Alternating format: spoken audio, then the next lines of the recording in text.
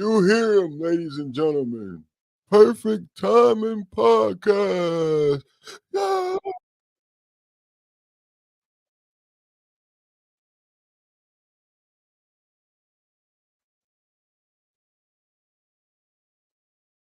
And we still here.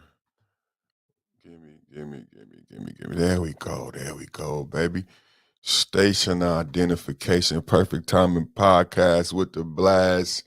Let's get right in it on you right now, baby, ladies and gentlemen. Thank you for arriving to the Perfect Timing Podcast. Friday, happy Friday. May you be blessed. May it be a good Friday for you. A good, glorious Friday. 5.0, 5.0, 5.0.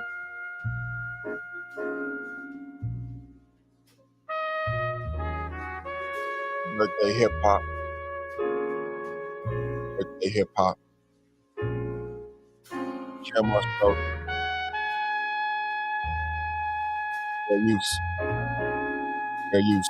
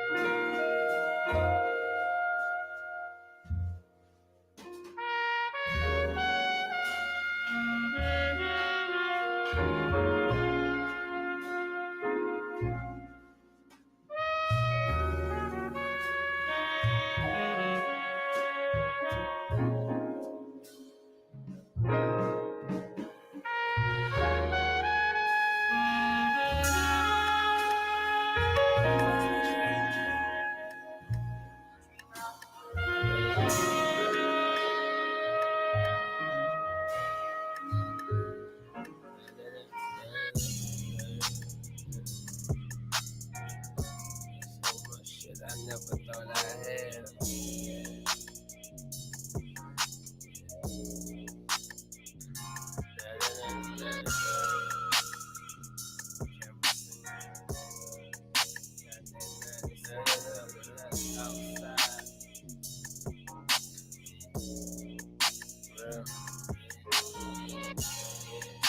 On the bus for the bucks, on the stage getting paid. Whole time I'm getting high. Jet life, everyday thing. Homicides in the town. Praying not to recognize them niggas' names. Praying not to get the phone calls. Praying at least shit could just stay the same. Wake up in the morning, smoking killer. See the wifey off the work, pull up on my niggas. Get the wall report. Trey asked dope boy, did they get him? With no words, he answered that quickly. Life imitating art imitating life. Dangerous game. Either way you roll the dice. I hope you bless him twice. Yeah. On the bus for the bucks. On the stage getting paid. Whole time getting high. Jet life, everyday thing. Bitches forgetting relationships. Commitments getting tossed in the blenders. Money spending, bringing the questioning of intentions. So many in the graveyard used to kick it with their killers. But that's the different journal entry.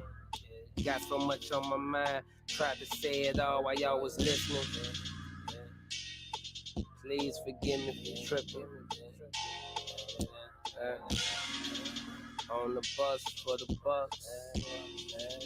On the stage getting paid. Whole time getting high. Jet life, everyday thing.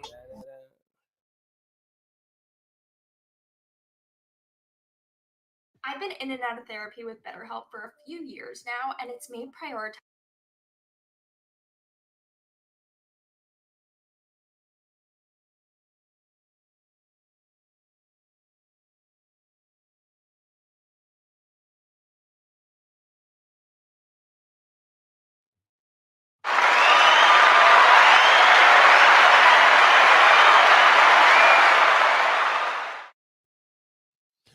I've been on BetterHelp for a couple of days.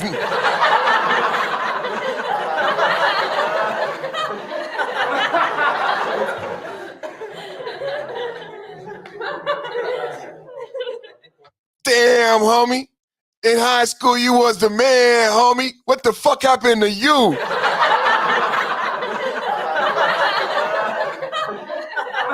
Damn, homie. In high school, you was the man, homie. What the fuck happened to you?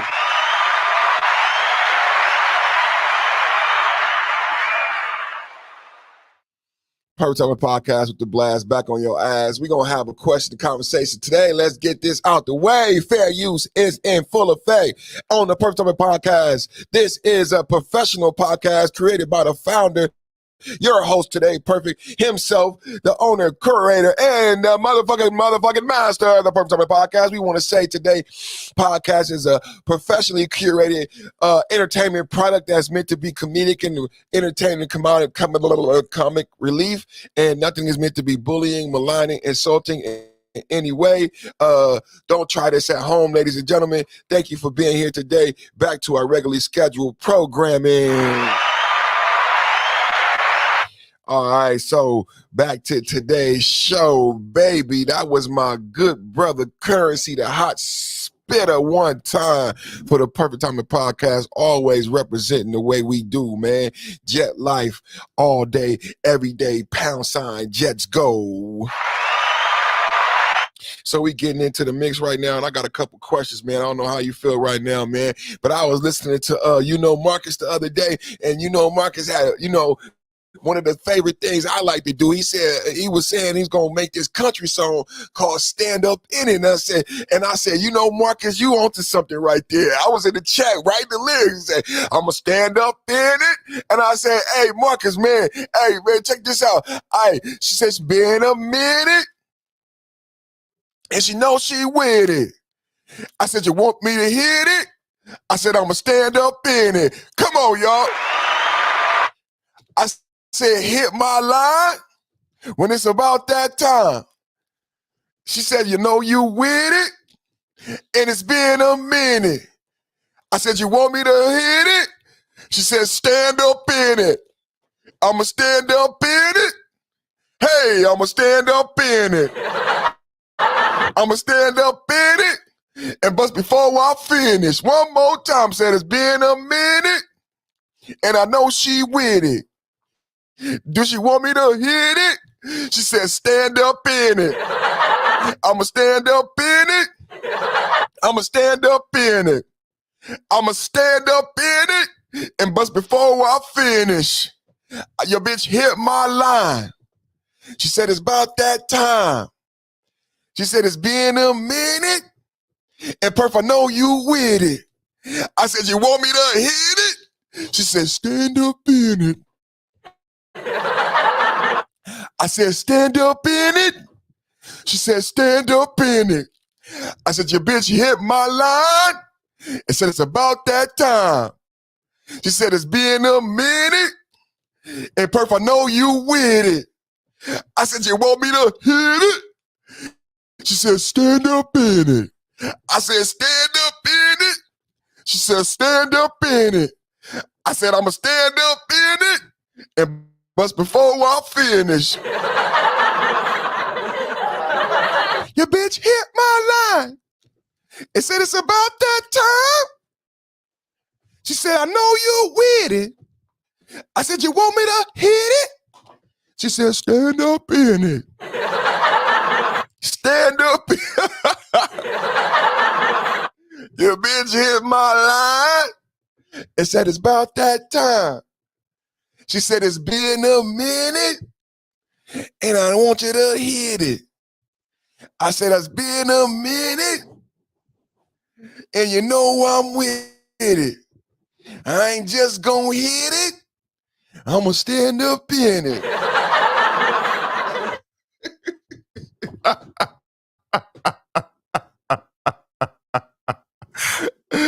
Hey, shout out to Marcus. She said, hey, the bitch hit my line and said it's about that time. She said it's been a minute and I need you to hit it. I said, you need me to hit it or stand up in it?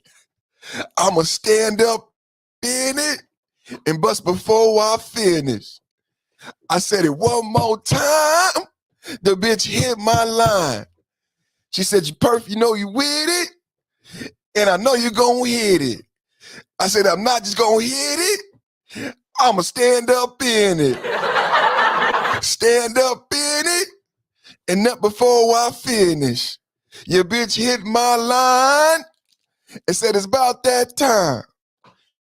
She said, it's been a minute, and I need you to hit it. I said, you know I'm with it, so I stood up in it. Stand up in it, I'ma stand up in it. She wanna stand up, nigga, then come stand up in it.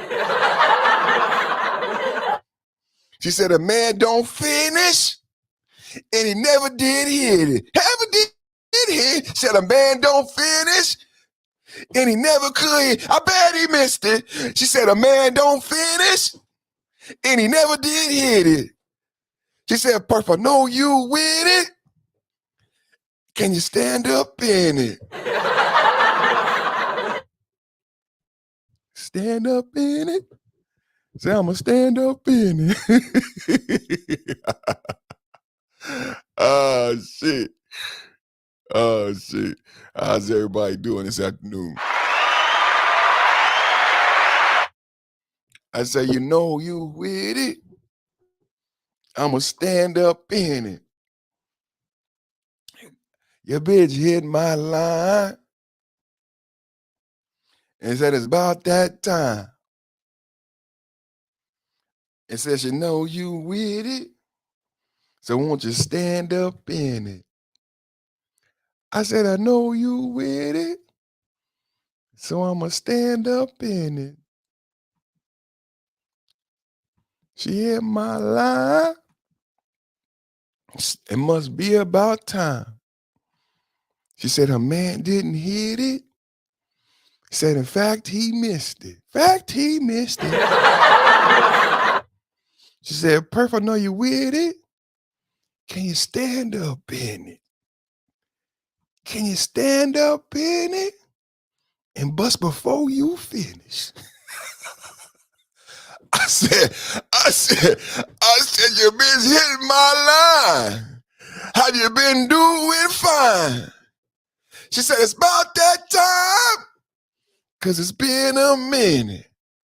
She said, a man don't hit it. In fact, a nigga missed it. I said, baby, don't worry. I'm coming in a hurry. You just sit back fine and don't waste no time. Cause before I finish, I'ma stand up in it. Stand up in it. Stand up in it. I'ma stand up, nigga. And I stand up in it. Stand up. But before I finish, that's why I stand up. Stand up in it. Stand up, nigga. Stand up. And he stand up in it. Stand up in it. Bitch, hit my line. Bitch, hit my line. Said it's about that time. About that time for a stand up, nigga. Stand up. To go stand up in it. We was in the kitchen. She was doing dishes. I pulled down her britches, and then I stood up in it.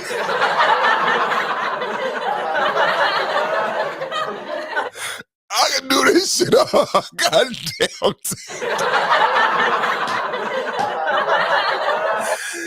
Oh, shit. Oh, shit. How's everybody doing today? Oh, man.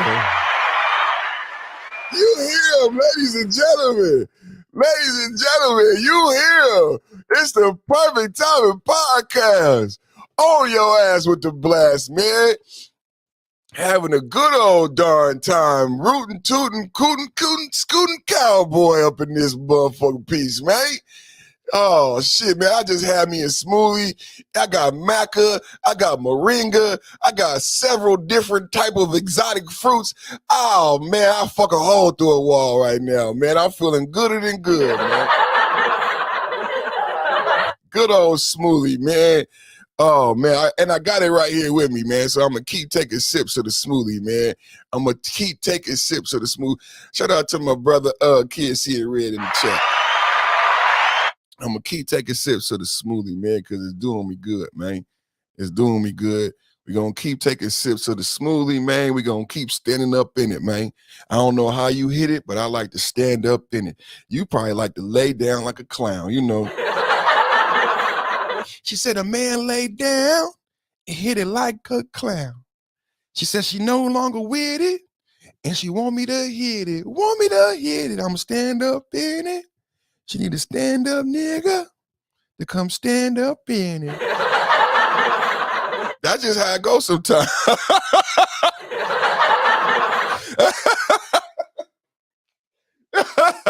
Kid said you retarded.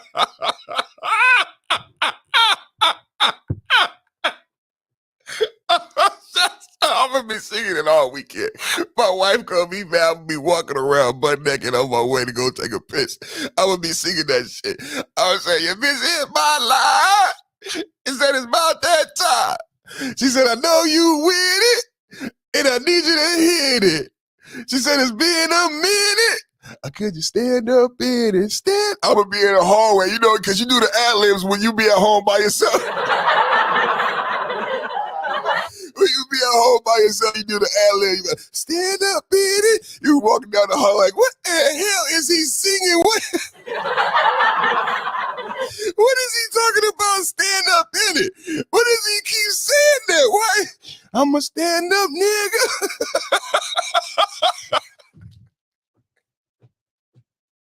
That's the name of the song, Stand Up Nigga. That's the name. That's the name of the song. That's the name of the song. It got to be the name of the song. Stand Up Nigga is the name of the song. I'm a stand up nigga. And she want me to hit it because it's been a minute. She said a man never hit it. In fact, he missed it. And Perf, I know you with it. Can you please come hit it? I said, I'm not just gonna hit it. I'm a stand up in it. Cause I'm a stand up nigga. Oh God, dog, I can't do it. I gotta take a break. I gotta take a break. Oh shit. Oh, I love me. I love me. I love myself. Woo, shit. Somebody stop me. Oh, man. I'm a stand-up nigga. I'm a stand-up in it. That's what we doing today. That is what we doing today. Okay. We having us a good old ooda lolly time. Ooda lolly. Ooda lolly. So let me get to this conversation, man. Continue my Friday, man. Yeah, man, my brother, that's some Arkansas-ish. You don't know about that, boy. Hey, boy, you don't know about that, boy. You don't know about that, boy. You know, I like to always start it off lighthearted, man. Because typically I get into some pretty intense topics. So I like to start it off lighthearted. And have a good time. It's a podcast. I love my intro. That's one of my favorite parts of the show. I think I love all the show though, because it's like, that's why I pray, man, over the microphone and the platform, because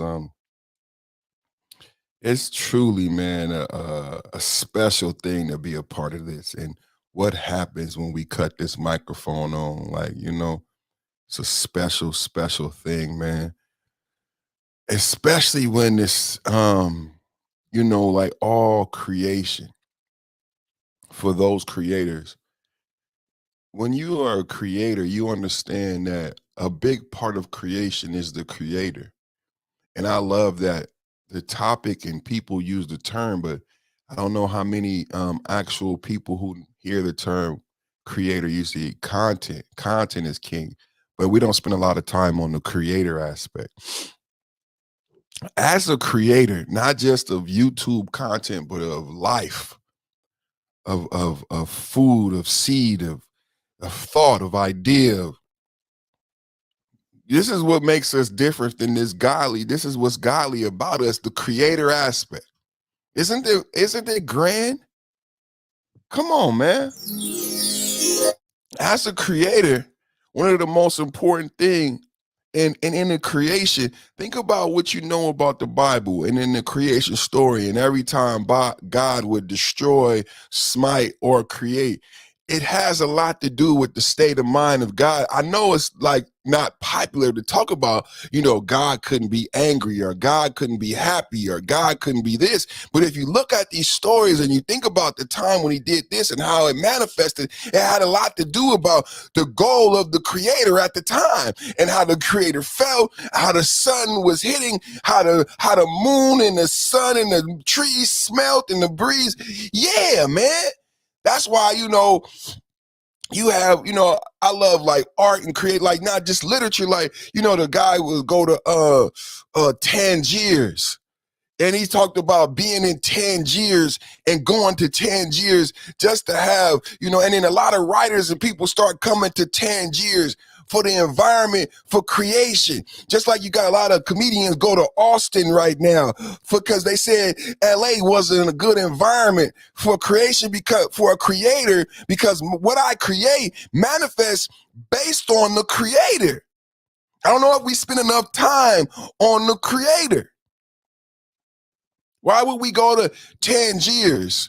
Why would we go to, North Carolina, double porches, or the Midwest to write a particular novel? When you hear about some of the great authors and great novels or great artists, well, why did he go here and why did he live here?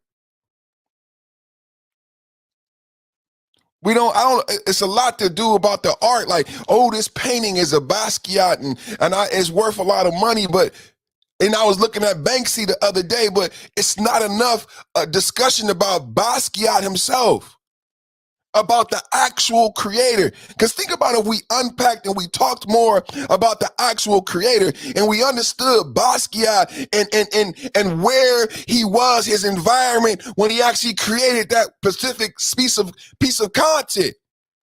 It's not merely the content, right? It's the inspiration.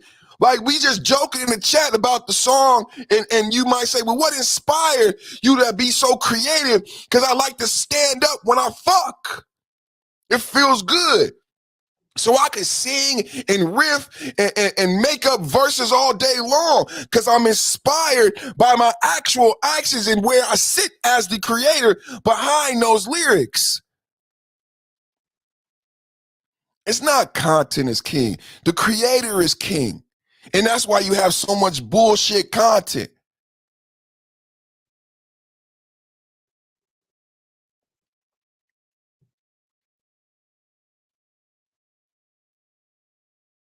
I always take y'all on a tangent. I don't be meaning to do that shit. But like I said, like that's why I pray. Cause it just be divinely inspired. And it just God be like, okay, this note and this note and this note. And it comes together in this beautiful heavenly symphony choir, man. And I'm just pleased to be used as his instrument.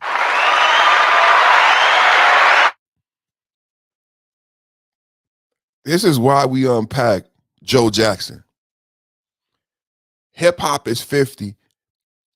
In a debate, how do you debate hip hop being Negro FBA ADOS, Joe Jackson? the creator of Michael Jackson. 9 children. They had 10. A child died. Michael says, we're not going to judge Joe. Michael told a story about Joe getting him special donuts and how the donuts would magically appear. Michael said, my father worked 2 jobs. In our studies, we saw that Joe Jackson worked 2 jobs, would take the boys to practice and perform at night. He didn't have time to sleep, think, or dream, but he did this for his sons. And Michael said, even in that time, he found a way to present these magical donuts where Michael would be like, when did this brother have the time to go to the donut shop? And how did he put them on the table in the kitchen without nobody knowing when there's so many people in the house?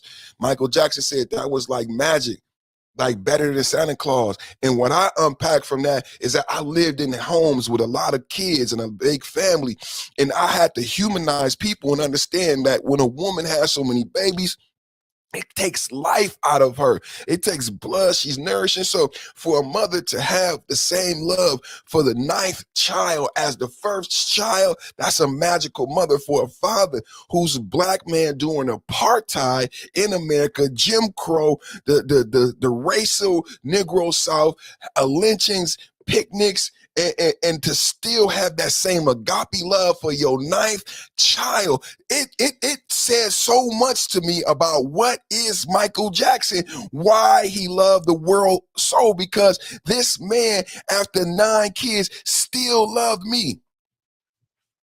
I've seen the big families. And I don't blame them. It's not easy. We're not this. We don't have this. This ever extending heart capacity. Some of us do. That's why we look up to somebody like a Gandhi, right? That's why we look up to somebody like a Gandhi. Hip hop being 50, it's about the creator, and it's about the disrespect.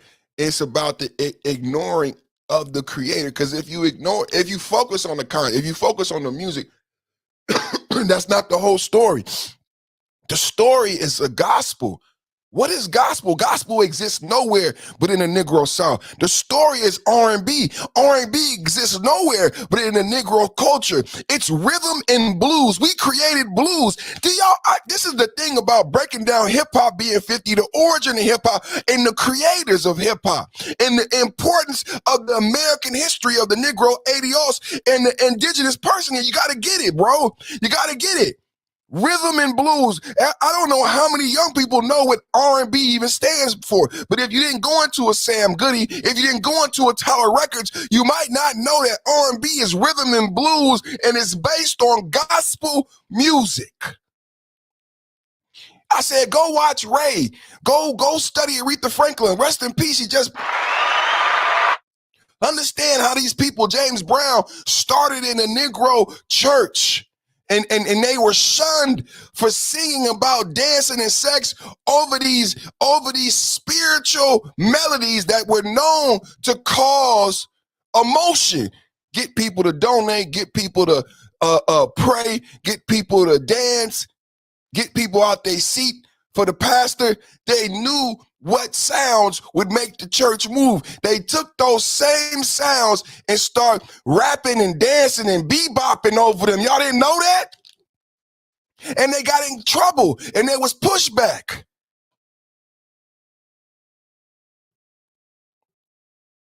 Nobody didn't like Ray Charles. Nobody didn't like Chuck Berry. Nobody liked Aretha Franklin. We created rock and roll. Elvis took rock and roll from Chuck Berry. All of these things are the building elements of hip hop. You don't have hip hop without R&B to sample. Without James Brown, you don't have hip hop. You get West Coast hip hop dominating because what Dre and Too Short said is, we not gonna sample Dr. Dre no more. We're gonna play.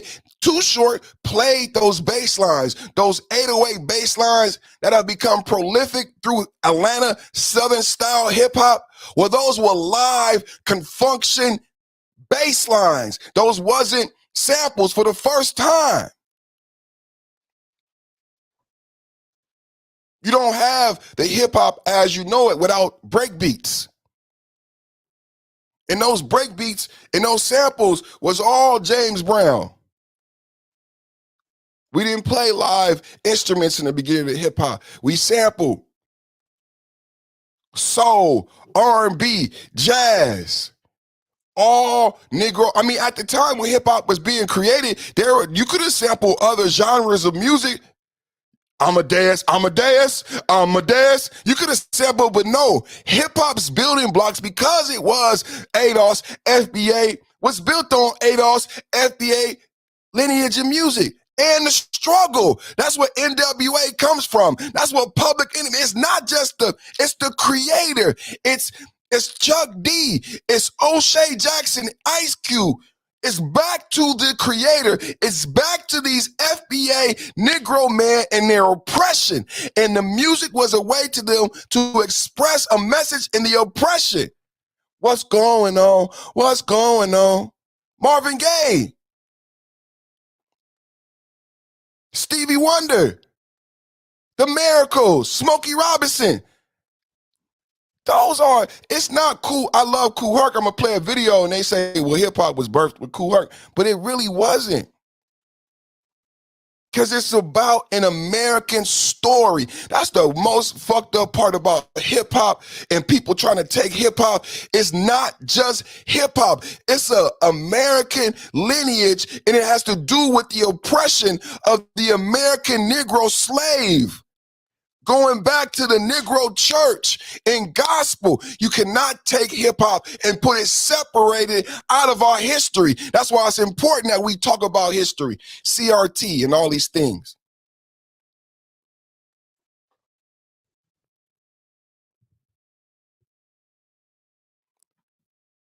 Check out this video. Let's check out some videos about the origin of hip hop according to popular culture.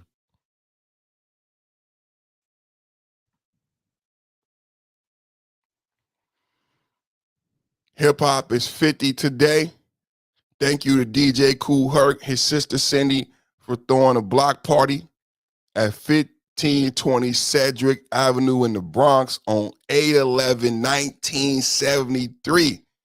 And getting this epic party started 8/11/1973. Everybody be there. I didn't want my party. Music he played made life work and made him a legend. Cool DJ Herc. Kool Herc, cool. Who's that? I'm that guy who started all this mess, okay? From b-boards to dancing and making it to groove on. That's it. Get you up and sit you down. Oh, this is my sister. She started me out, okay? I'm the first hip-hop promoter. My back-to-school party that I gave, 1520 Sedgwick Avenue, August 11, 1973. That was the birth of hip-hop. At the time, New York City was almost bankrupt. There was really nothing there for kids to do. When we started the party, it was different because you felt connected. You felt a part of it. When Kool Herc gave a party, everybody be there. I didn't want my party to be whack. So I said, Herc, you're giving a party and you're going to play the music. And he said, okay. How was it? Pretty good. Everybody showed up, had a good time.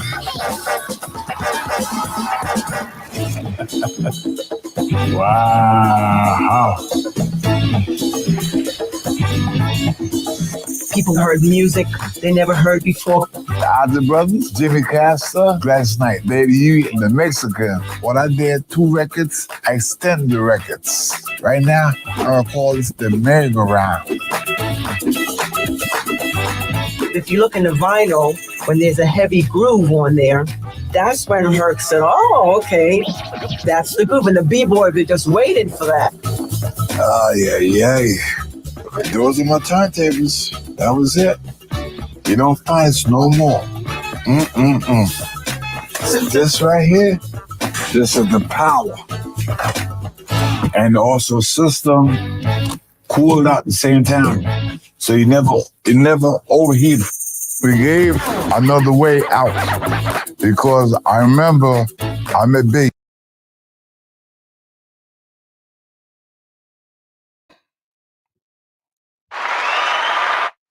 So that's the context behind, because you know the question always be when you present in this space, how you know today is a hip hop day and what makes today? And so based on, you know what's so great about this subject matter?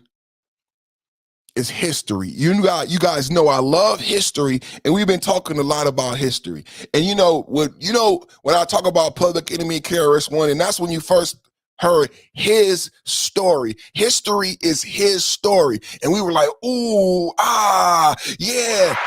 But okay. And I talked about being in a contemporary time when the Bible was written and creating gods and what it meant, right? And that same thing about the caged bird and the free bird. When the free bird, it's his story. The caged bird is reading whose story? Woo! The caged bird is reading the free bird story, and the free bird is writing his story. The free bird writing history. The caged bird niggas is arguing over PhDs over his fucking story. What do I mean? Why is this so powerful? Because hip hop being born on 8/11/1973 is what, ladies and gentlemen? It's a story. Do you understand now? Can you understand what it means, what history means? Why we have to be free birds and name the sky our own and write our own story, control our own digital voice, not be subjected to the narratives, because the narratives are his story. You get it? The narratives are his story. So we are creating our own story. Or it could be one of the small hats from New York putting money behind the shit. But his story of the American Negro genre called hip hop will be that it was birthed by Kool Herc on August 11th, 1973. That's what this celebration is about. The people putting money behind it, the people putting money behind the campaign. This is God work. This is creating history. Did you not understand? See, you're actually contemporarily part of history as it's being written and created right now. There may be a dispute. And now you know how when we discuss the Bible and the King James Version and all of these things about they were the really people and this ain't real, it's his story, the king who was in power. And he presented it in a way who would benefit him, wouldn't you? So we're not in power. So of course this story is presented in a way to serve the current power dynamic. I'm arguing. Hip hop is not 50. Hip hop didn't start with Kool Herc in New York. Y'all know about that study about the scientists and the monkeys. Another Hotep, this conversation about psychology in a way thought, it all moves through like osmosis. There were monkeys on the island who had figured out they were taught by scientists how to open a nut faster. And then what scientists noticed that there were monkeys on the mainland who had never met these monkeys that somehow, and the scientists deduced that it must have been genetically, but they got the information without ever talking to, seeing, or communicating with these monkeys that were on an isolated island. They never before in their lineage generations knew how to open this nut in this way.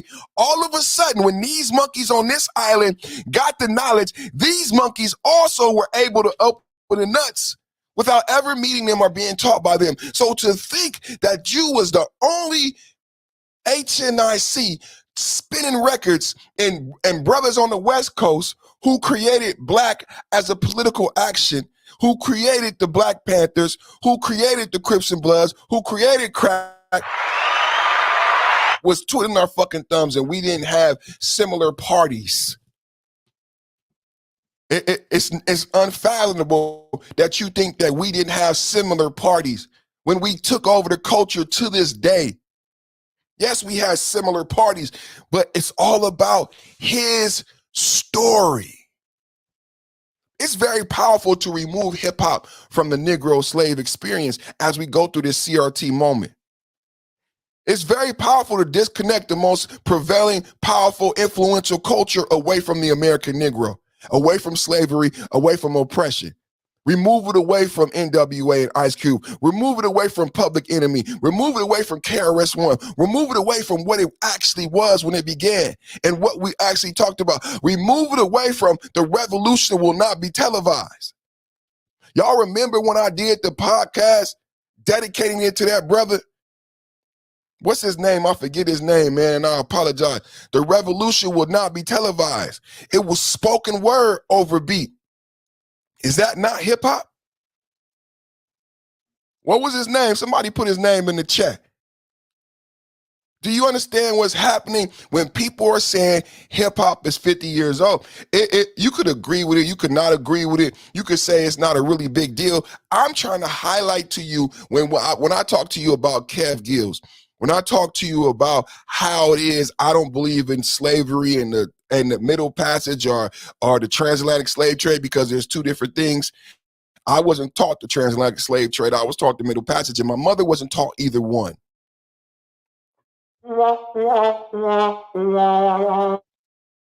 So whose story is it? Alex Haley forged, he was an agent. He worked for the CIA and the Navy. So, and he got sued for forging the story of Roots. Just a story. Whose story is it? So you could unpack so much from this hip hop being 50 years old, and you could say, well, I don't care about music. You just a dumb nigger, and all you do is talk about rap. Or you can unpack what's actually happening and how it happened in the past and how history is actually contemporarily created right in front of your face and right in front of your face without power, without the ability to articulate actual truth and combat the overwhelming prevailing people who are writing it. This will be the history. It will be hip hop was created by Latinos in the Bronx, and it is a separate and adjacent from the Negro oppression story. And you don't get hip hop without gospel and R&B. I don't know how they're doing it and separating it, but that's what's happening as we celebrate Kool Herc. What's up to the Anti-Socialite podcast? I'm not against Latinos. I'm from San Francisco. It's black and brown. I got Latinos in my family. It's important that hip hop stays, because we haven't even got to reparations. We haven't dealt with America's sin. You still have convict leasing. You still have the 13th Amendment that makes slavery legal. You still have 90% of the prisoners in Alabama, when we had the Alabama brawl, being black and serving convict leasing. You got Angola. You got Texas, where black men still pick cotton in 100 degrees. And I've picked cotton since the 13th Amendment was fucking created. So it's important where hip hop lands in Americana. If you understand Americana, if you understand your story versus his story. I got another video I want to show you. And I love Kool Herc and his sister. This is not something like people, I'm not against Latinos or none of that. You know what I'm saying? I'm just saying that hip hop is a pivotal point in time in American Negro history. Of records, and he had this amazing sound system called the Herculoids. I started hearing about this guy by the name of Herc. Everybody kept on talking about Herc. So that's when the fellas and I from the neighborhood, we decided to go and check out Kool Herc for the very first time. My first hip hop party was the Kool Herc party. At age 14, I was a freshman at Truman High School. And all my friends, they would say, man, you gotta go check out Kool Herc, because his parties are supposed to be, the party. I started organizing this party. Where am I going to get the music from? Herc had all the equipment in his room. So I knew he was going to be playing the music. How much are we going to charge people? Charge 25 cents for girls, 50 cents for fellas. How do you promote it now? Had index cards. Before there were flyers, there were index cards. And on the top, we always gave it a title, which was whatever the current song was. and I put Kool Herc's name on it because he's going to be the DJ. And he was pretty popular in the neighborhood and in school. So they were really coming, you know, to see Kool Herc play. Since I'm organizing it, I have to give everybody their position where they need to be. So I told my mom, Miss Campbell, is going to be in the kitchen to supervise what was going on. Herc and his crew, they set up the equipment. And people... It's so much to this narrative that's being created. Number one, this is the first year this narrative has been propagated. I know a lot of people are going to go back and listen to this and say, why is August 11th and why haven't we heard August 11th, 1973 before August 11th, 2023? And there's 333. Symbolization, number, numerology, all that shit. Why is it August 11th, 1973? Why did we not hear about it until August 11th, 2023? And why is a woman talking? And why is it a black woman now superimposed in the beginning of the creation? But is anybody listening to me, goddammit? This ain't no joke we talking about here. This is his story. We're weaving the fabric of time. We don't need a fucking time machine. This is a fucking time machine. This is so exciting. I love history. I love science. How could you not be excited by this? I mean, I'm upset, I'm repulsed, and excited all at the same time because I live in this time. Oh, we're going to get to Tory. We're going to get to Tory. We're going to get to Tory. We're going to get to Tory in a minute because this is the last video I got on the hip-hop being 50. But you right on time on the better things. 1987, we're going to get to Tory. I have a question. I'm glad you're here. I'm glad you brought that up. Because I don't want to do no woman bashing. I love black women, and thank God she threw this party, but I was seeing some other things about black women in hip-hop on Netflix, and it turned out to be like a Me Too type thing where instead of focusing on the black women in hip-hop, who I love, they turned it and started focusing on black men abusing black women in hip-hop, and it kind of hurt because we all know that there are no rich black men. When I said to my wife, I said, all of these black women in this movie, the Brad, Queen Latifah, are still successful and on television today, but all of the black men that I listened to as a child, all of the 80s rappers, like on crack, are dead. There are no rich black male rappers from the 80s. I just want you to think about that as you listen to the black women with the Me Too hip hop story. There are no rich black men who did hip hop. Kool Herc in this video, he's broke. The money didn't come into the hip hop until recently. So everybody that you know, your favorite rapper, your favorite rap song, they're all broke. That was the joke. MC Lyte still does award shows. Queen Lyte, they've always taken care of these black women. We've always held them up. We've always loved them. And it hurts when they say that we didn't and we didn't protect them when we can see how well we did. We can see how good a job we did loving you. Queen Latifah, going to your films, supporting you, all of you, the Brett, even though you were incarcerated, hello? Supporting you, loving you. It hurts when you make movies and things and say black men raped you and did bad things to you. It hurts.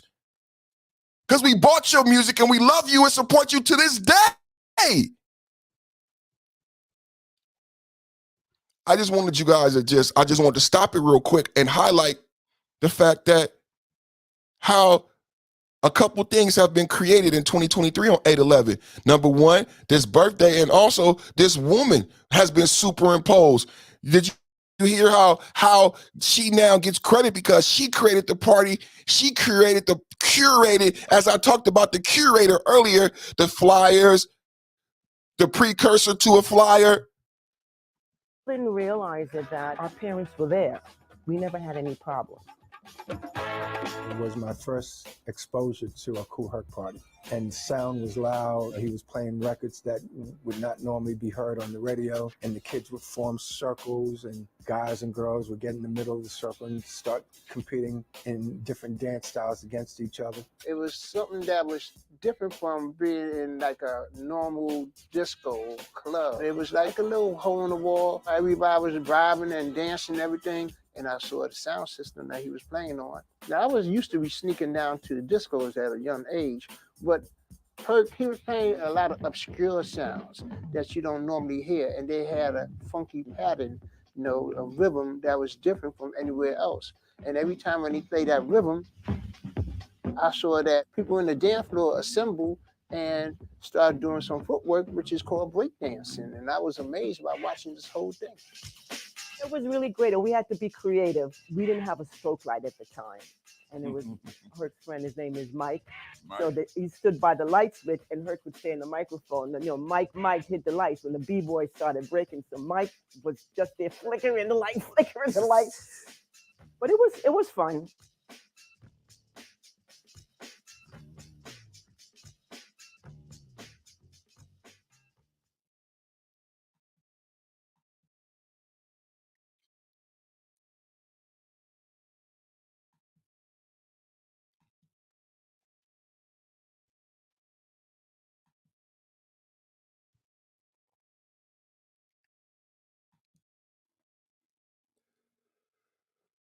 Okay, so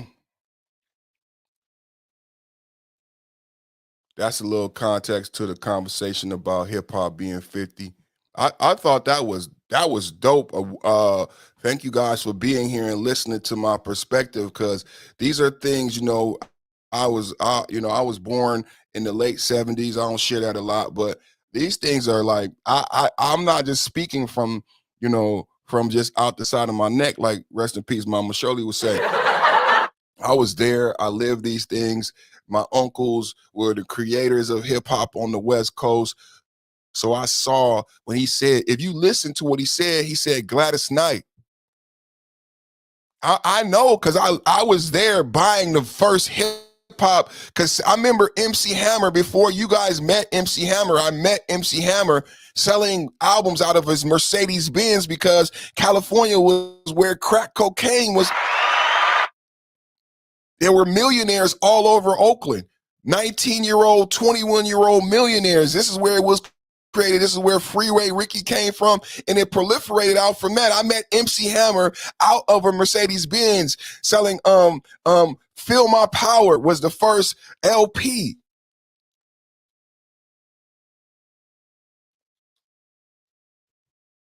E40, everybody out the trunk. So when 8/11/2023, they decide to tell you that 8/11/1973 is when this genre and culture was created, and they put billions of marketing dollars behind solidifying that historical fact that never existed before 2023. I've been in hip hop my entire life. No one has ever said and quantified a date. I know a lot of people have been hearing all year about the 50th anniversary, but even until August 11th, no one said that they would have an actual date, and that this is going down in history, you guys. That's what the money, there's a celebration tonight in New York. It's on every social media platform, every publication. That doesn't happen for free, ladies and gentlemen. Someone has paid to create a story. It's so important that we understand our history, because we about to get into Tory Lanez. We about to get into Tory Lanez. And this is the part where people laugh at black men. Right? This is the part where people laugh at black men, call us dumb, and we're conspiracy. But I'll just explain to you how narratives are created and solidified. There's no way to prove or disprove and that hip hop was created on a certain day and time. It's kind of ludicrous. That was a hip hop sub. it's kind of ludicrous to suggest that hip hop was created on a certain day and time. You have to ask yourself, what's the benefits to the black people? It's a black culture. What does it benefit us to give hip hop a date? Is it has something to do with streaming? Because I know there's a fight over streaming. There's a protest over the writers. The writers got to do with the streaming. Why does hip hop have to be 50? And why did it have to be 50 in 2023? This is real shit. All numbers matter. The numbers.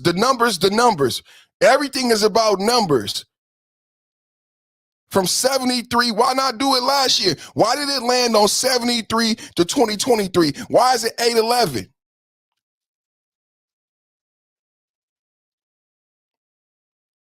So if we take a look at this, that a story can be created, and some historian might come to me perfect and say, of course you're right, perfect. Of course you're right. There's no way to say what day hip hop started, but for historical context and continuity, don't you want it quantified when your people's music was created? Huh? Isn't that great for Yale and all of the white Europeans to put down on their maps and in their books?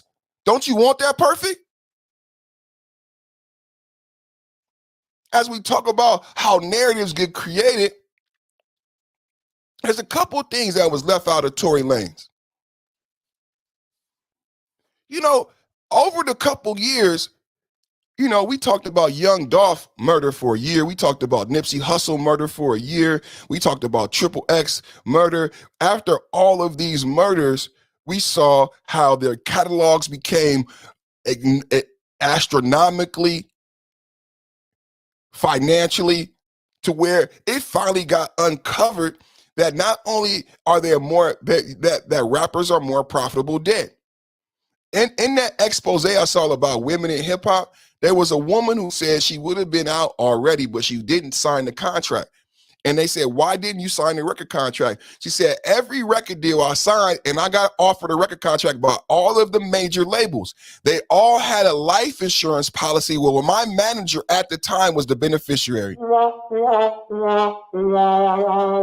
was blown away. I didn't even know it. I mean, we've been suspecting that.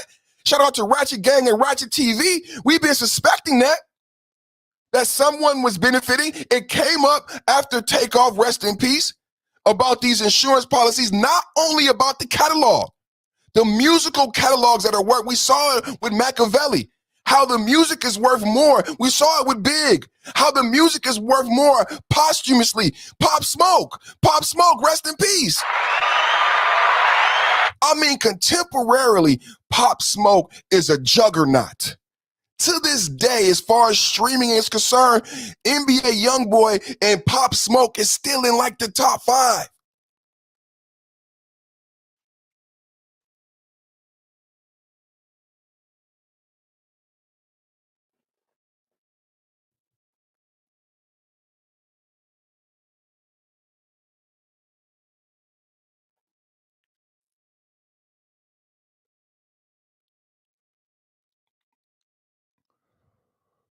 We learned how serious these record contracts are.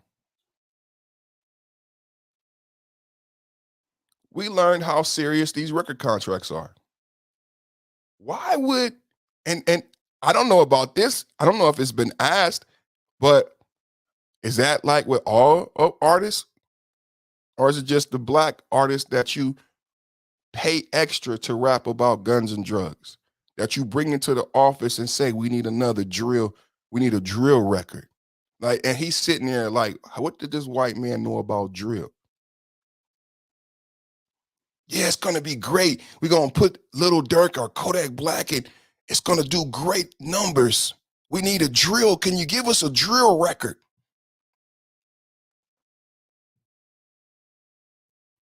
So we were, everybody on the edge of their seat. Oh, they killed Young Dolph. Oh, they killed Nipsey. Pop Smoke. They really killed the light-skinned boy in the Roscoe's. That was sad. I liked him. PNB Rock, man. Rest in peace, man. All of these brothers' catalogs sold big numbers after their death. So we start looking at, damn, being a rapper is dangerous. Remember, you guys, we're talking about Tory Lanez. I'm laying my foundation for Tory Lanez. This is what women won't let you talk about. The feminocracy, the feminazis. You can't have this conversation, but it's so funny because all of these feminist women who love the tea, they were right there sucking on the tit of the Dolph story. Come on.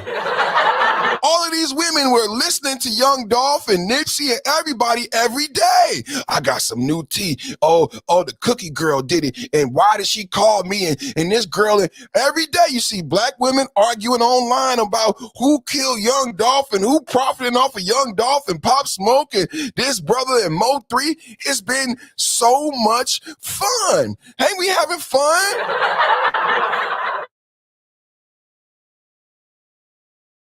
But when it comes to Tory,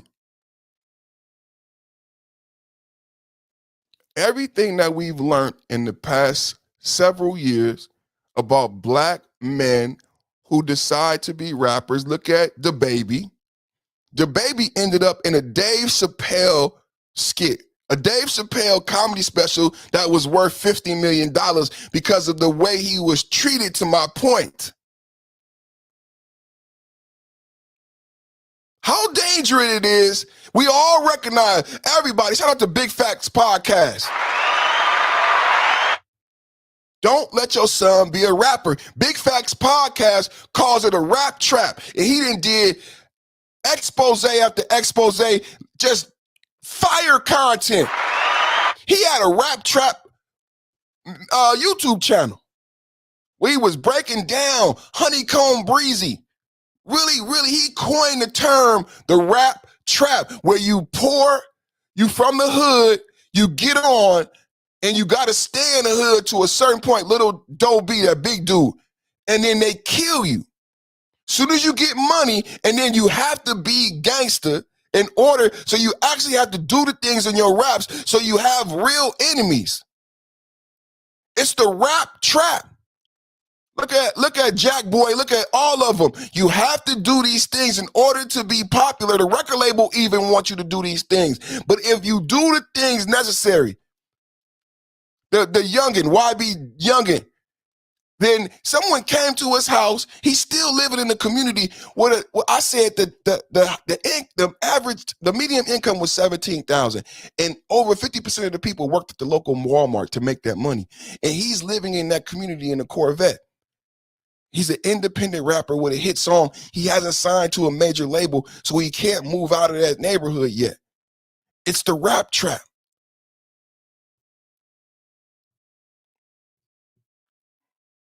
So we understood that, right? We learned a lot. Last night, Ratchet TV, he was talking about something I was talking about. Even my wife complimented me. Ratchet said, y'all forgot that Tory Lanez had got out of his record contract. And just like we hear with Prince, with Michael, and anybody who talks about this master shit, and I want to get my masters, y'all know the Def Comedy damn joke about, people working together.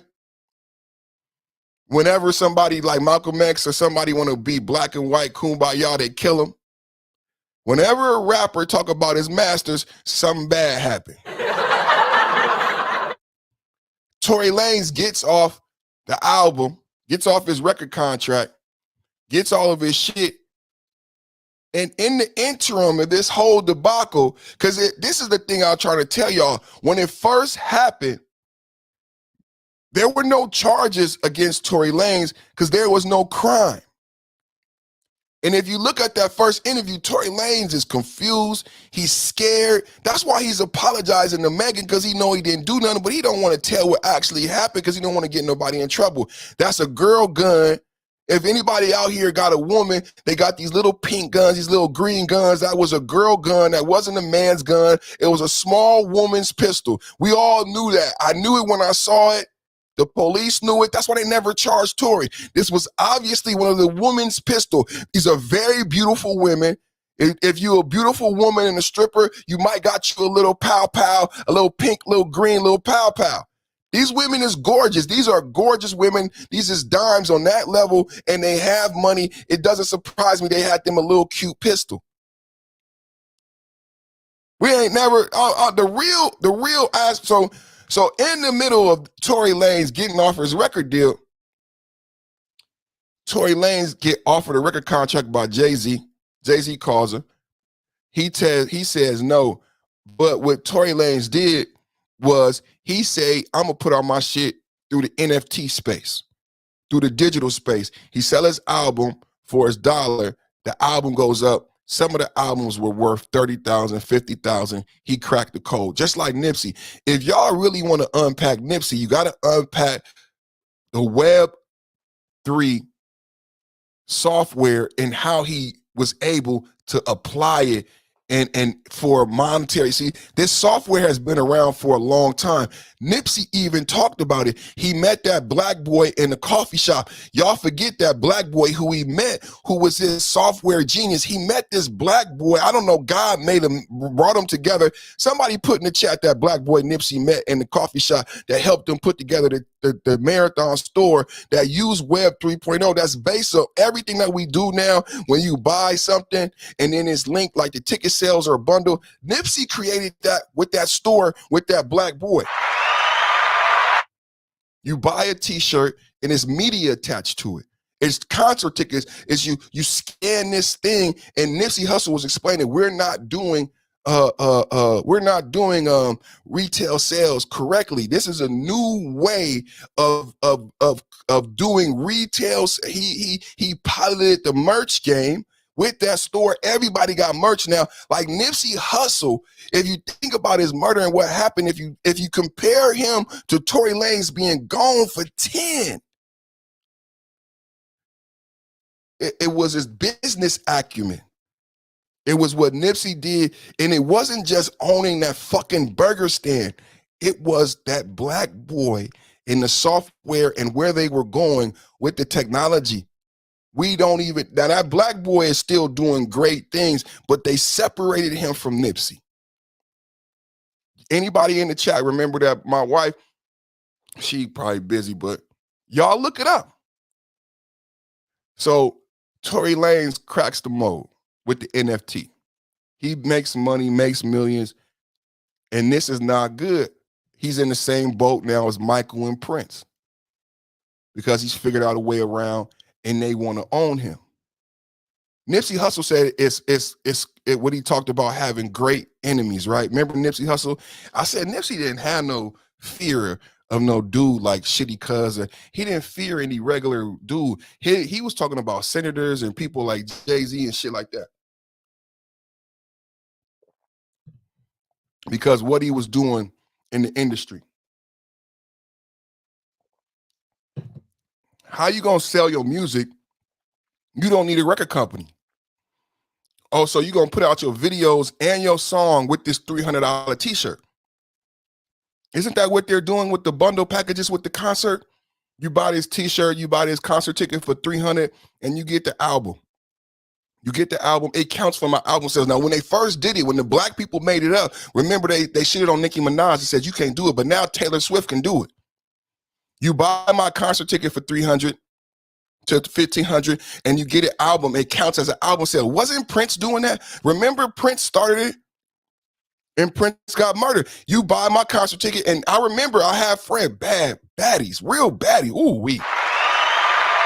Remember Prince was putting out 3 albums at a time, and you buy the expensive concert ticket. This was before concert tickets were expensive, and people were paying a lot of money, but you were getting 3 albums. Prince were putting out 3 albums at a time. They were cracking the code. Tory cracks the code. Yeah, Tory picks off Rock Nation. I'm just laying down my foundation. That's not even my question. We haven't even got to my question and really dropping the bomb yet. We ain't even dropped the bomb yet, y'all. Share the show. Vote in the poll, because we about to get to it. When you gonna get to the good part? Good part. When you gonna get to the good part? We already did. Tory Lanez gets in this debacle. He gets arrested, and then the charges ensue. Now, from the beginning, this is what I said. I said Meg Thee Stallion, by her own admission, but we'll say allegedly, because I've been in these cases before, and it's all about credibility. And Megan Thee Stallion made it about credibility. And I've always said she wasn't a credible witness, and neither was her best friend. Her best friend proved that by recanting, right? What do I mean? It's all about credibility. Meg Thee Stallion on the night, if you look at the video, I showed it here. It was a whole movie scene in LA. 20 police officers, EMTs, emergency responders, helicopters, everything. Out of all of those 20 people, helicopters, doctors, EMTs, no one saw a gunshot wound on Meg Thee Stallion. Just take this in. Remember the video, them getting out of the car, making them walk. I was upset that they got treated like that. Her foot was hurt, but 20 officers, emergency, police, everybody go to jail, everybody get investigated, x-rays, the whole 9. 30 days, no one said Meg Thee Stallion was shot. These are professionals. Go to Carly Russell. I said the 911 operator knew Carly Russell was lying when Carly Russell first called. The 911 operator never asked Carly Russell about a child. And I know 911 operators care dearly about children. If the 911 operator thought a child was really in danger, she would have been inquisitive about where's the child, what's the child wearing, blah, blah, blah, blah, blah, blah. She didn't do that. She was on Carly Russell's head because she knew she was lying.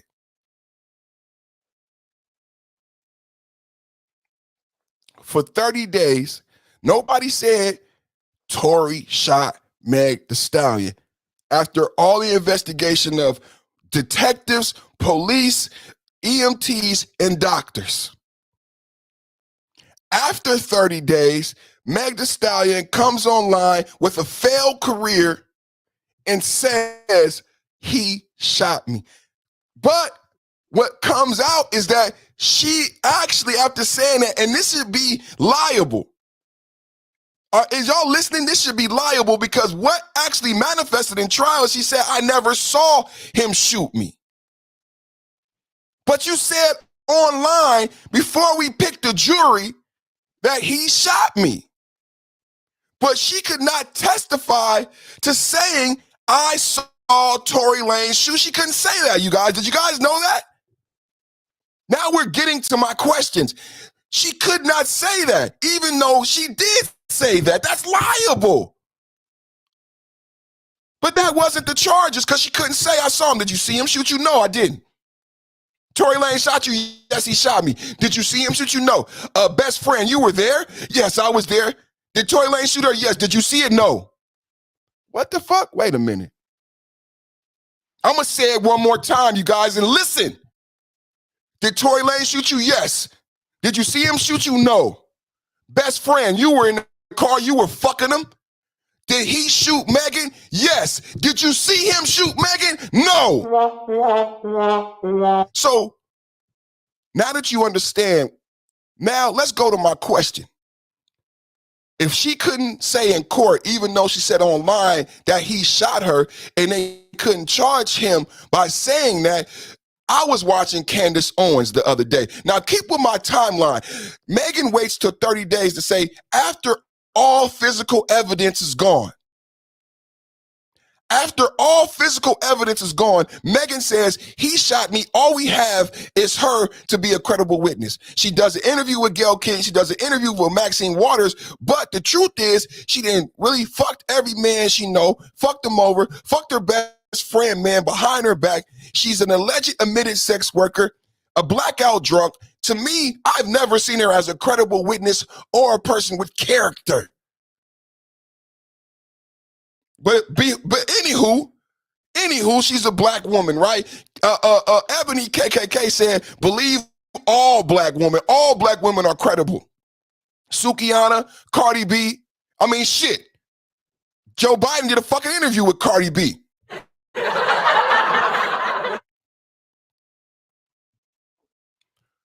So neither one of them can testify and are willing to testify to visibly seeing Tory Lanez with the gun in his hand and shooting Meg Thee Stallion. Do you know if they could, and this is what got my goat today, and it fucking blew my mind. Why was Tory not charged with attempted murder? Anybody fucking know? These are my questions now. Why was Tory Lanez not charged with attempted murder? Let's talk about it now. On to better things. Everybody in the chat, let's have a fucking conversation. Anybody been in trouble before? Shout out to Charleston White. He said I relate, he said I spent 14 to 21 in juvenile, what we call in California, we got log cabin, YGC, adult life. Anybody with some history of attempted murder charges? I got charged with attempted at 12, so I relate to Charleston White. Why was Tory Lanez not charged with manslaughter or attempted murder for shooting a woman? Think about what Little Bootsy said he would have got 40 years. Do you know why he would have got 40 years for shooting a high-profile woman? Because he would have got charged with attempted murder or manslaughter. So now let's unpack the actual charges. Do y'all know what he was charged with? This is like Tupac, where people think Tupac was convicted in something, but Tupac was never charged or convicted of that thing, and we don't say that name, so don't put it in the chat. We don't use that word.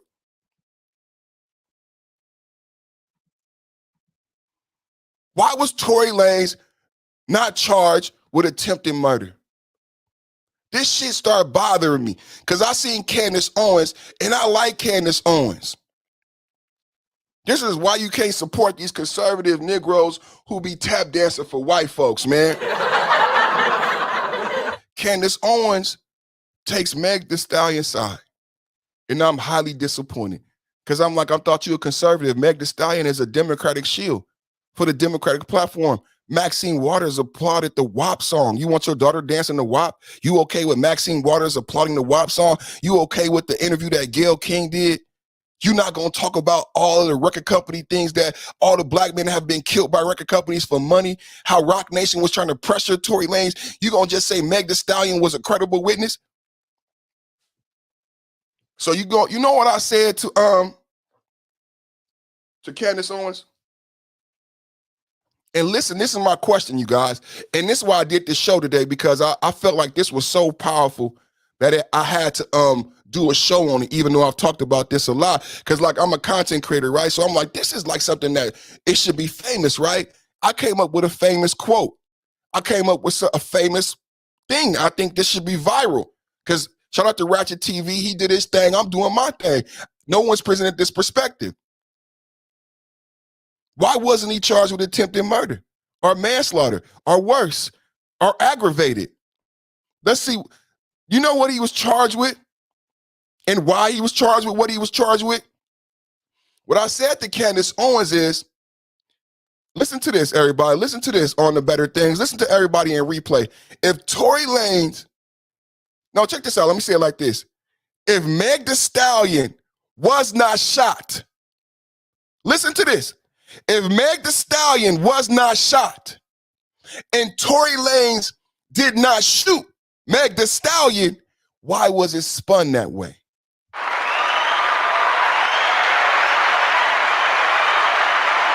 One more time.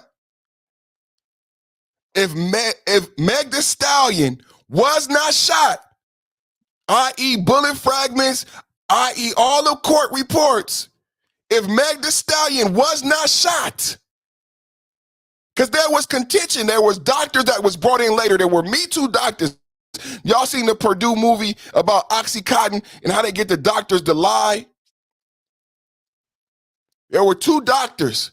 If y'all remember the first 30 days, going back to my foundation, this is just my opinion, y'all. All of this is alleged. From my perspective, the first 30 days, doctors, surgeons, emergency room, police, detectives, there were no gunshots. Megan was not shot. I said to Candace Owens, because it looked like Candace Owens, you just a racist and you hate black men. And I thought you were a conservative. I could fuck with a Republican. I could fuck with a conservative, but Candace Owens, if you're a racist, you just got to admit that you're a racist.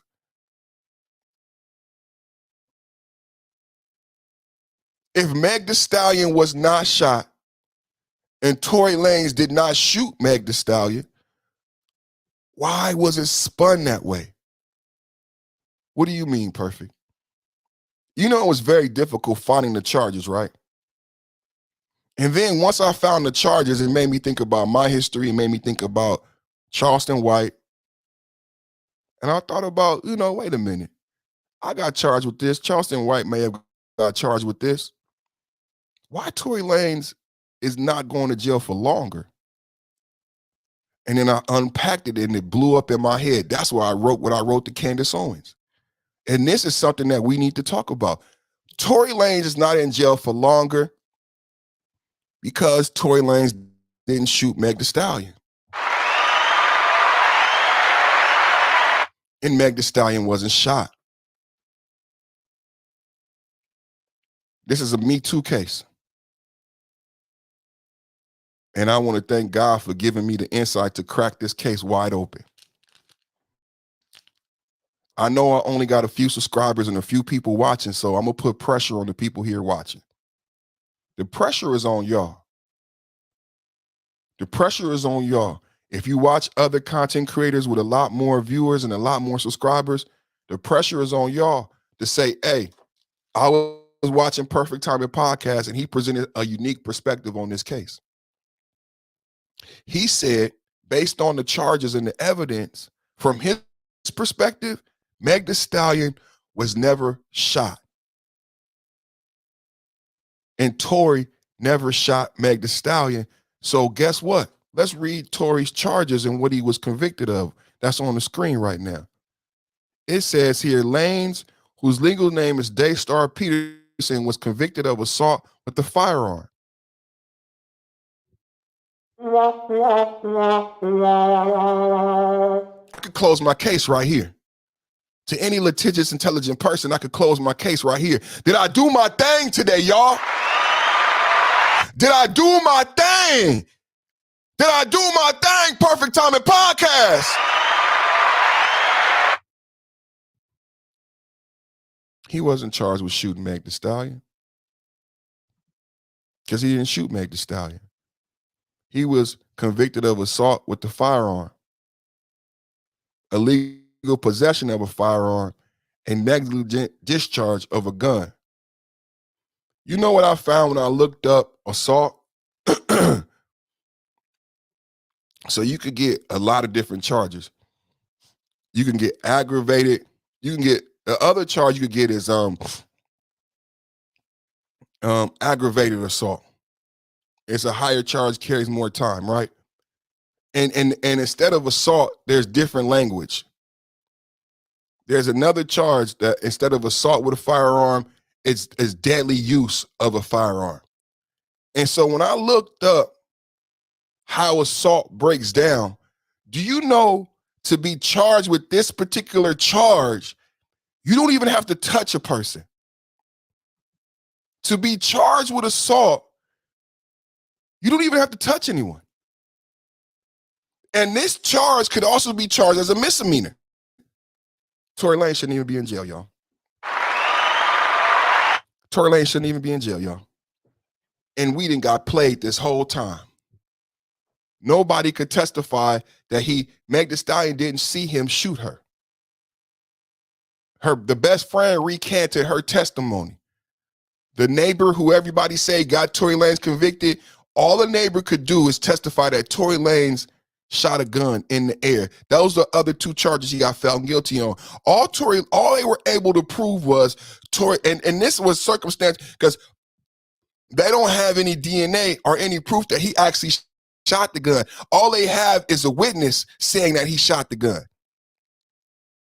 So because this witness at the very last minute, who was Tory Lanez's witness, changed his testimony, they were able to prove that Tory Lanez shot a gun in the air and woke up this witness. He was on the balcony. He said Tory Lanez was in the middle of the street screaming and shooting a gun in the air. He could testify to Tory Lanez being in the street shooting a gun in the air. But like I said, the two other women could not testify to seeing Tory Lanez shoot the gun, which is why the charges manifest in the way that they do. This is why it's no, and then you know what else you need for attempted murder? You need intent. You need malice. You need malice, intent. Now, you can be charged with attempted murder if it results in the murder or if it results in somebody being severely bodily injured. You can still get the attempted murder charge. But typically, the attempted murder and murder and higher charges for someone like shooting a person, the way the charges get escalated is if you were malice and intent and you planned it. If you were malicious and you had some type of planning and you intended to shoot Megan, then this would be a different charge. But he got time like he did plan and intended. Ain't it a trip what I'm presenting to you guys today? If Meg Thee Stallion was not shot and Tory Lanez did not shoot Meg Thee Stallion, why have we been discussing for 2 years Meg Thee Stallion being shot by Tory Lanez? When they never were attempting to prove Tory Lanez shot Meg Thee Stallion. All they attempted to prove, and all that's been proven, is that Tory Lanez shot a gun, and as a result of what Tory Lanez shooting the gun in the air, Meg Thee Stallion was assaulted. But in that assault does not necessarily include physical harm. Now, I want to play a video. I want to play a video to illuminate my shit a little bit more. On the better thing, said they didn't test Kelsey for the GSR, the fingerprints, and DNA on the gun matched a woman. Correct, because it was a woman's gun. If you saw the gun, it was a female gun. If you know girls like this who dance, who are beautiful, these is dimes. I'm not going to even shit on them. Have you seen Kelsey? Do we need to go to Kelsey Instagram? She is gorgeous. That's why she was Meg Thee Stallion best friend. She looks so good with Meg Thee Stallion. It's like this is who you need to be with. Like even if you wasn't with her, you was coming in the party, you in VIP. She's gorgeous. She's married to the baseball player that owned the record label. She is drop dead gorgeous. I think she's like Latino and black or Filipino Latino and black. She is gorgeous. Megan is gorgeous. These are gorgeous dimes. So yeah, they would have a little pocket rocket. And they walking around with Rolexes on. They all got diamond watches on. They had Kylie party. These are gorgeous women with money.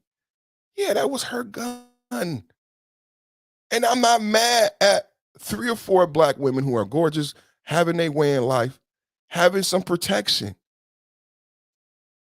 No man, that's why Tory didn't even get into it, and Tory was fucking both of them. He knew who gun it was. Just like me, yeah, y'all need a gun when I'm not around. Y'all bad. Y'all bad as shit. And everybody in this car got a Rolex on. And then the next thing, on to better things, said people said Tory was trying to silence Megan, but he was the one with the gag order. Correct. Correct. Think about what I'm saying as the charges. Think about what I'm saying as per the charges. He was not charged and could have been charged with shooting Meg Thee Stallion, which would have been an aggravated assault. It would have been a different charge altogether. It would have been a different charge altogether.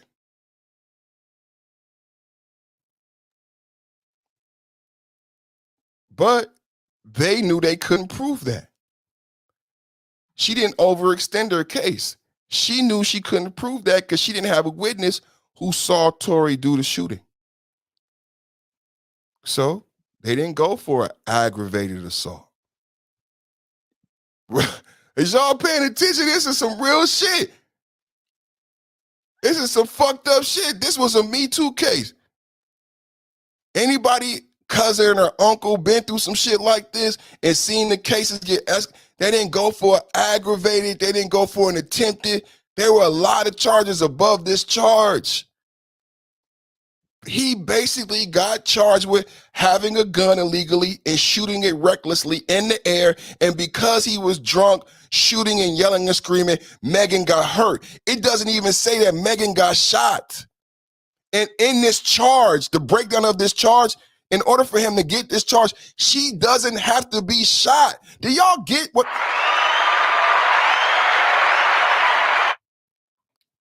For him to be convicted of this charge, she don't have. This is what the jury is hearing in the room and probably saying, get the fuck out of here. Get the fuck out of here. As the jury is getting the jury instructions, I bet you Tory is reading this shit and be like, get the fuck out of here. Then why didn't she just charge me with a misdemeanor? For him to be convicted of this charge, Megan doesn't have to be shot. No one is being honest with us. This is a Me Too moment. For him to be convicted of the charge, let me read it one more time. For him to be convicted of the charge of assault with the firearm, Megan doesn't have to be shot. There doesn't have to be any physical contact. I'm going to play you a video so you can get the context from a lawyer. Penal Code Section 245A2 is assault with a firearm. This particular offense requires that the prosecutor prove, beyond a reasonable doubt, that you used a firearm to assault a victim. So what that might look like is that you use a firearm during the course of an altercation with another person. Typically, it would require that you point the gun or some other way actually assault the other person with that firearm.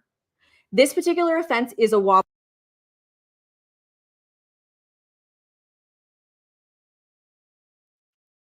Or some other way. It does not mean that you actually shot the person. This chart, she gonna say this is a wobbler. It doesn't necessarily mean with that firearm. This particular offense is a wobbler, which means that the prosecutor can file it as either a misdemeanor or a felony. The penalties for this offense can be anything from probation and no jail time all the way up to state prison. The prosecutor will determine whether or not someone was actually injured during the course of this assault. They will also determine whether or not you have a criminal history, a history of violence, or a member of a criminal street gang. They will determine if someone was actually injured during this assault, i.e., there don't have to be necessarily injuries for this charge. That could be a misdemeanor charge. Y'all following this shit, what happened to Tory Lanez, and they making a big deal like Tory Lanez a criminal and this was a felony and all this shit and he need to be off the street. Are y'all hearing this charge? And please go home and talk to your lawyer uncle. Hey, what was the charge? It wasn't aggravated? No. It wasn't motivated? No. It wasn't this, it wasn't that? No. He actually got charged with a lesser charge. When the lawyer hears this, they're going to be like, damn, he got fucked over. Tory Lanez got fucked. And this is the only place y'all hearing this shit. Gang. If any of those things are true, they will allege sentencing enhancements that will make this far more severe as far as penalties are concerned. And that's what happened. I'm going to play that part again. Tory Lanez is in jail for 10 years because of this assault charge plus enhancements. This is like Young Thug being held in jail, being a millionaire rapper. This is like Gunna being held in jail, being a millionaire rapper. Tory Lanez got enhancements like he sells dope, carries a gun, and he's a gangbanger. He got enhancements for being black. He's in jail for being a black man. Is anybody going to support me? Is anybody going to support me in this shit? I'm going to play it again. Somebody need to understand this. I cannot be the only intelligent black man on YouTube.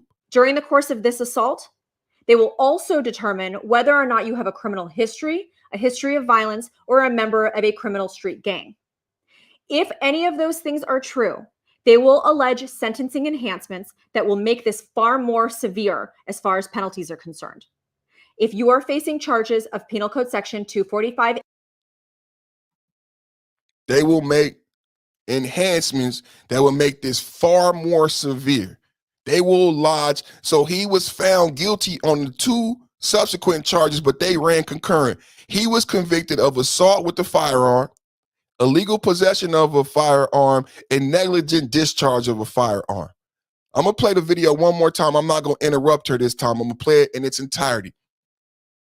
Penal Code Section 245A2 is assault with a firearm.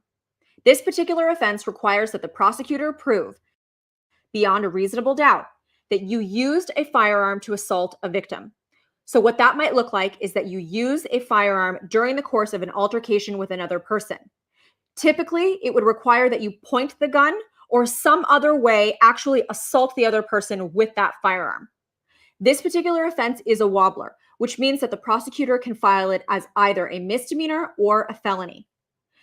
The penalties for this offense can be anything from probation and no jail time all the way up to state prison. The prosecutor will determine whether or not someone was actually injured during the course of this assault.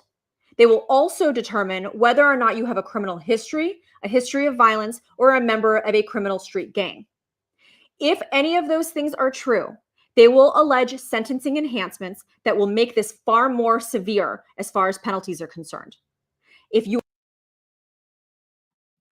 I want to unpack a couple things. I'm going to play it one more time. This time I'm going to stop it because I want to unpack a couple things.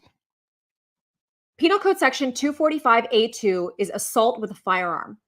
This particular offense requires that the prosecutor prove, beyond a reasonable doubt, that you used a firearm to assault a victim. So what that might look like is that you use a firearm during the course of an altercation with another person. Typically, it would require that you point the gun or some other way actually assault the other person with that firearm. That's our first place we're going to stop. Because that's my argument today, that Tory Lanez didn't shoot Meg and that Meg was not shot. And that's not the charge, and that's not how it gets proven. Typically, what it means is that you pointed the gun and that somehow, via you pointing the gun in this altercation at someone else, they were injured. And the DA will determine if they were injuries and the severity of those injuries. Not necessarily that you shot someone. This charge has nothing to do with actually shooting and a bullet in someone else's body. Do y'all get that? It involves you pointing a gun during an altercation, and during this altercation, there's someone else is injured. They could slip and fall. You pointed a gun at me, I got scared, I ran, and I fell, and I hurt myself. You could be charged with this charge. It doesn't mean that you pulled the trigger and you shot your bullet into another body. It just means that you pointed the gun and somehow via this altercation, someone got hurt. Someone got injured. It doesn't mean that you shot them. It doesn't mean that they were shot. That's not his charges. The second charge, the third charge, the first charge does not say, and it was not proven. I know the jury was looking at the jury instructions and saying, so I can vote Tory Lanez guilty, even if I believe that he did not shoot Meg Thee Stallion. Yes, this charge does not say that he shot Meg Thee Stallion. Well, what does it say? That Tory Lanez had the gun in his hand, that Tory Lanez discharged the gun, and by Tory Lanez shooting the gun, Meg Thee Stallion was injured. Oh, it doesn't say that there. So it doesn't, by me finding Tory Lanez guilty, I'm not saying that those were bullet fragments in her foot. Correct. If you find Tory Lanez guilty, you are not necessarily saying that those are bullet fragments in her foot. You are saying that her foot was injured. She received the injury, and you believe that injury as a result of Tory Lanez having the gun and shooting the gun. Are we following what the fuck, how we got hoodwinked and bamboozled? The guilty verdict says that Megan's injuries are a result of Tory Lanez's reckless behavior with the gun. Not that Tory Lanez shot Meg Thee Stallion, and y'all heard it here first on the Perfect Timing podcast. God dog. This particular offense is a wobbler, which means that the prosecutor can file it as either a misdemeanor or a felony. That was my other place where I wanted to stop. Why did they charge Tory Lanez with a felony?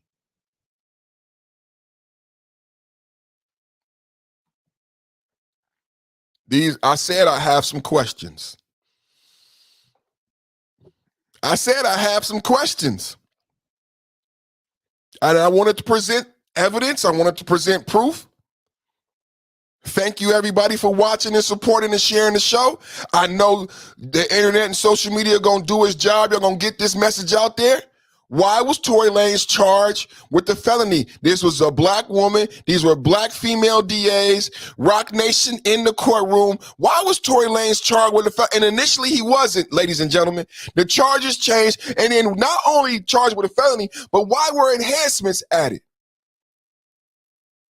He should have been charged with a misdemeanor and allowed to go home. And they break up.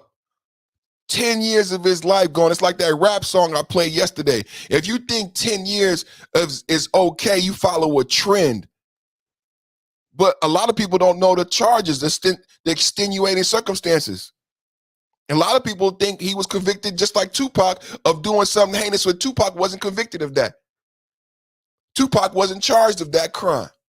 I say it all the time. They put it in the movie. That girl get to lie to this day. But Tupac was not even charged with what people alleged. And he wasn't convicted of what you allege. Nobody ever unpacks the charges with the Tupac case. Same thing with Tory Lanez.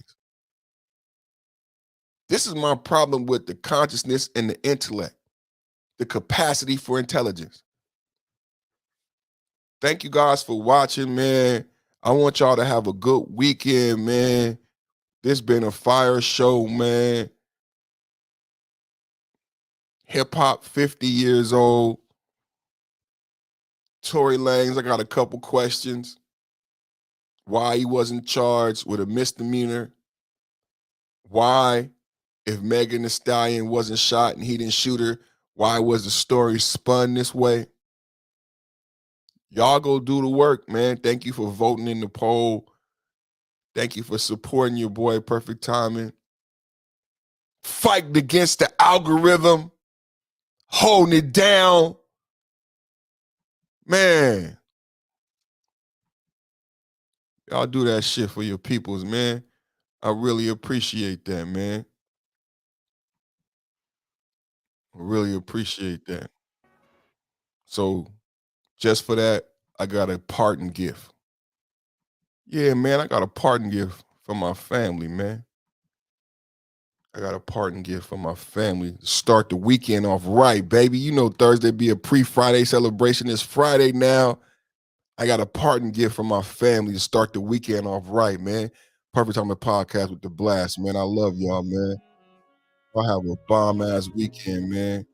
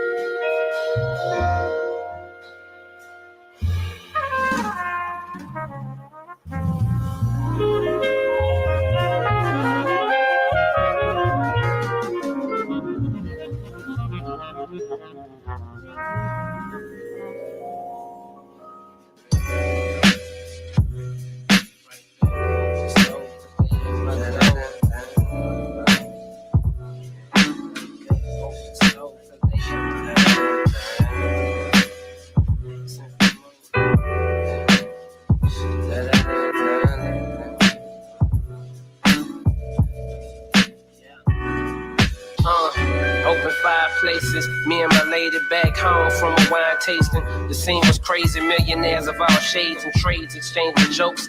Helicopters chopping as we smoked, plotting on the way to get this cash cow roped up and tied down. Snipers outside my compound, inside we pow wow. Been doing this for some time now.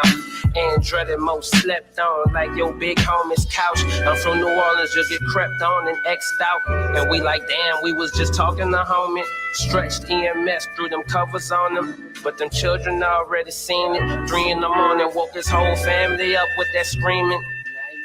Visions of hits, niggas dying, living in shit. I'm just writing about it like my exotic. Call it like 8-ball corner pocket, drop it. I was crying upstairs. I heard cars coming to the house. I was about to go up and wake you just now. But you needed a drink first. Now you've had your drink. Shot Sully on the causeway. He's dead. Real niggas that died over a bitch's lies. I know my brother will ride if ever, but never. The corporation grow forever, even when I'm gone. Play my shit and light your bone, life goes on. We family, I'm there for you, right or wrong. They gon' have to get us all the same way, dawg. Till then, sun rooftop, the doja in the wind. Mommy, it don't stop, you know you trying to get in. Dipping up the block with a G like him. These is rare events. I'm on inquiries, man. To live another way doesn't make sense. I want no acts of vengeance. I want you to arrange a meeting. The heads of the 5 families. This war stops now.